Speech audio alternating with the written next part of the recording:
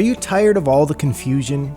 The world is hard enough to navigate already without having to cut through the speculations, prognostications, half-truths, false narratives, presuppositions, emotional persuasions, political wild guesses, attention-grabbing news op-eds, wild conjectures, hunches from the gut, and philosophical notions. Why not hear what Jesus says in the Gospel of John?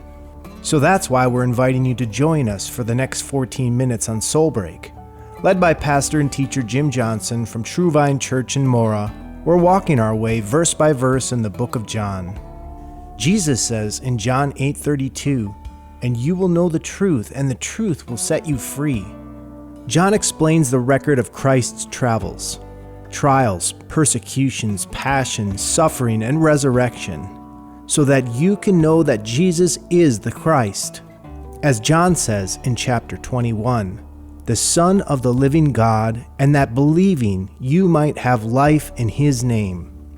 So with that, we invite you to ignore conjectures and half-guesses from the present world and pay attention to Jesus, who wants you to know the truth. So join us now for Soul Break with Mora pastor Jim Johnson. Hey, how you doing? And thanks for coming together with us on this midweek edition of Soul Break. I'm Jim Johnson, pastor of True Vine Church in Mora, Minnesota. Stick with us for the next 14 minutes or so. We'll discuss three primary questions. Number one, are you a control freak? Number two, who did write Miss American Pie? And number three, what happened the day before Jesus died back in John 13? That's what we're discussing here today on Soul Break. We'll be talking to our sound engineer, Greg Hengler, in a minute. But first, I want to quote to you some classics verses from that unforgettable song. Long, long time ago, I can still remember how that music used to make me smile. And I knew if I had my chance, I could make those people dance. And maybe they'd be happy for a while. But February made me shiver, and with every paper I'd deliver, bad news on the doorstep, I couldn't take one more step. And Don McLean continued, I can't remember if I cried when I read about his widowed bride, but something touched me deep inside the day. Greg Hengler, what do you remember about that classic song by Don McLean, The Day the Music Died?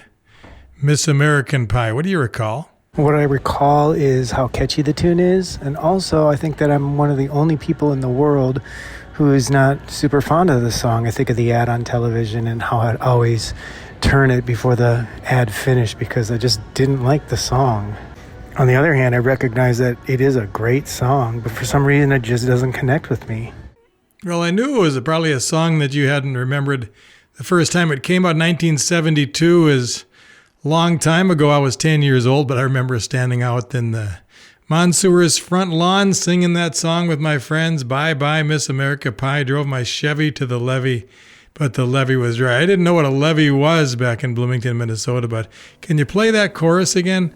So bye bye, Miss American Pie. Drove my Chevy to the levee, but the levee was dry. And them good old boys were drinking whiskey and rye, singing, this'll be the day that I die. This'll be the day that I die. Kind of an iconic song, isn't it, Greg? It's marked in our memories there because I don't know what it is. Is that chorus is unforgettable, and the ballad style of Don McLean using that story about the tragic death of Buddy Holly. What do you know about the day the music died, Buddy Holly? February 3rd, 1959. Well, I think about the plane crash itself, which had the trio of Ritchie Valens, the Big Bopper, and Buddy Holly on it.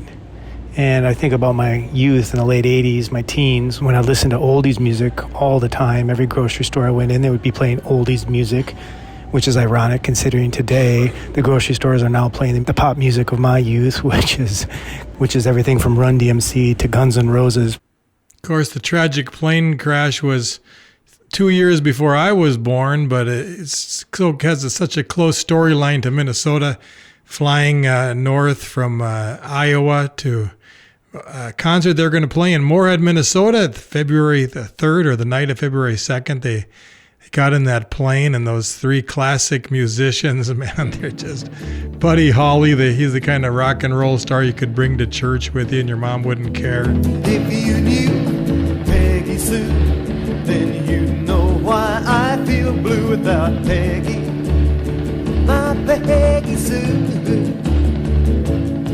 Oh, well, I love you, Gallix, I love you, Peggy Sue. And J.P. Richardson, the Big Bopper. Hello, baby.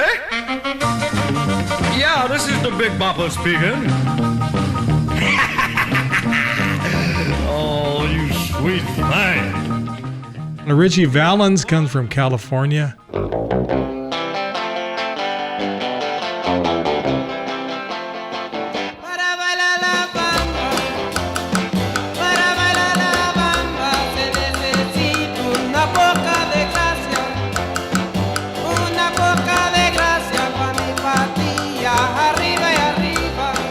County where I came from took ownership of Richie Valens, and he was such a young musician. To think the tragedy of those three musicians in the airplane on a cold night, trying to do the winter tour. Man, it was a big game changer for my generation. I know pre-Vietnam essentially, and the Nixon tapes scandal and all that occurred in the 1960s regarding the free love movement and all. What's your analysis, Greg? You're a student of the culture.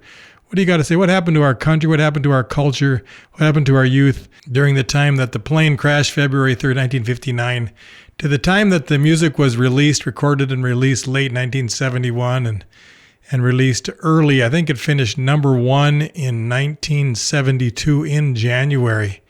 What's your analysis of what happened to our culture during that time? Sometimes I wince when you ask me these questions because I know I could get in trouble for my answer. And my answer is that, Tom Brokaw wrote his book called The Greatest Generation, speaking about my grandfather's generation, my two grandfathers' generation who fought in World War II. And although these guys are just incredible heroes, I think what happened is they dropped the ball with their parenting. I think so many of them were raised in a bit of a Christian ethical culture and failed to teach, instruct, and discipline and fear and love of the Lord to their children, where their children were raised without knowing the love of Jesus and having a fear of God. And so they tried to replace that with drugs, with New Ageism, with music. And I think a lot of that falls on the parenting of this, which is rightly called the greatest generation. That's very interesting. Thanks for sharing that. When I think about the story of Don McLean, it's interesting. Grew up in New York, newspaper boy doing a cold weather paper route, reading the story, the tragic death of J.P. Richardson, Buddy Holly, and Richie Valens.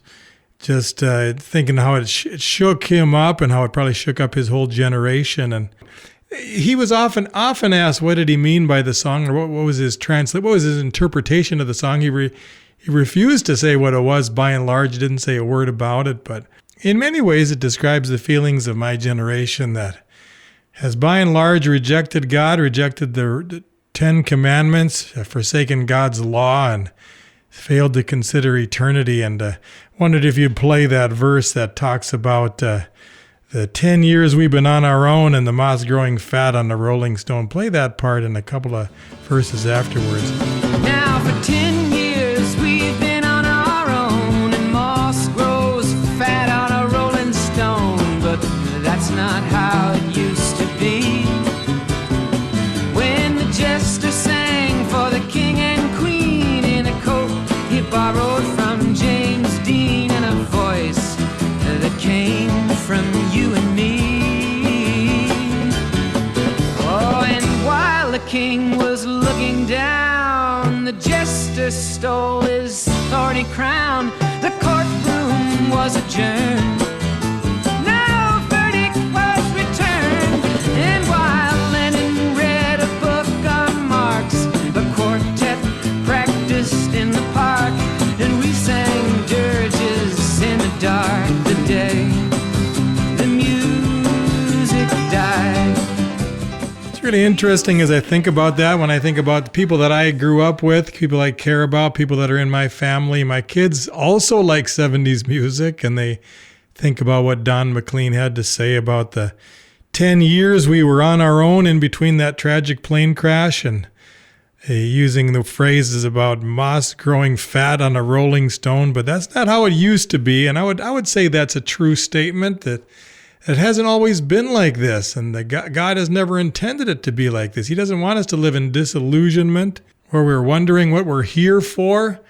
What does God have to do with it? I mean, it seems to me Don McLean, this American troubadour, is trying to figure out, what's going on? What matters? What's different? Is God real?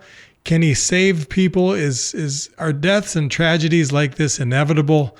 And I see that our generation doesn't really know how to answer that question. We have a whole generation of people right now reading the book on Marx, like Lenin was, and we're wondering now, as the courtrooms are adjourned and the quartet practicing in the park talking about the Beatles, and we sang dirges in the dark the day the music died. It's been depressing. It's been a time of depression.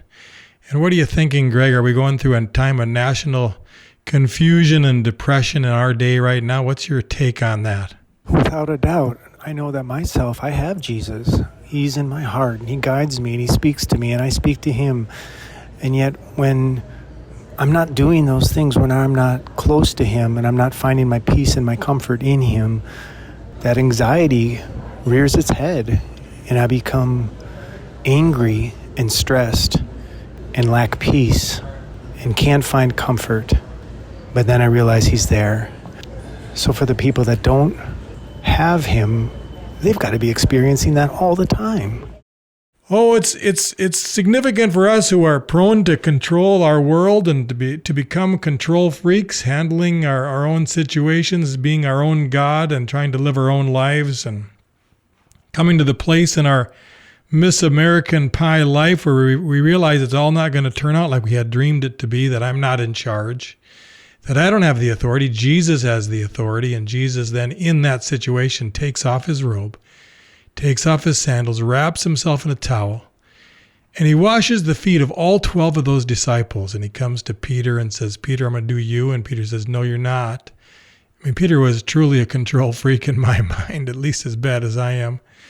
And then when Jesus said, I got to do it, and Peter says, well, then do my whole body. And Jesus said, no, we're not going to do it your way, Peter. We're going to do it my way.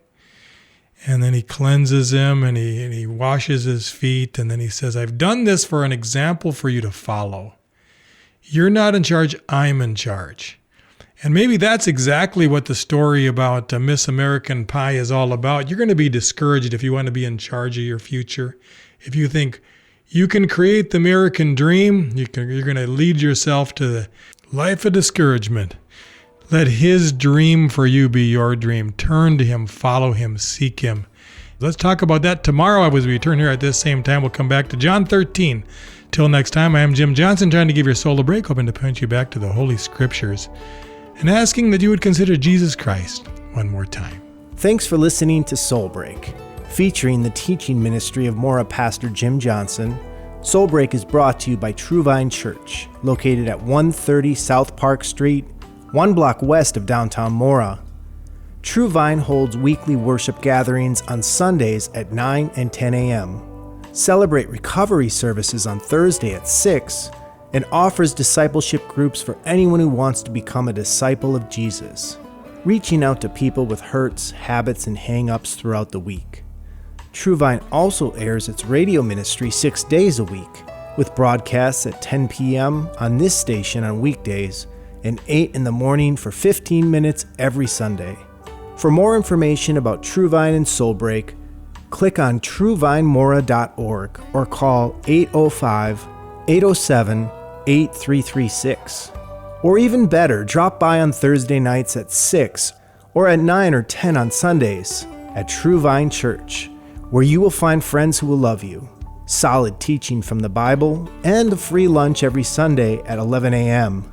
Until then, I'm Greg Hengler, and on behalf of Jim Johnson, keep seeking the truth about Jesus, and join us again here at the same station for Soul Break.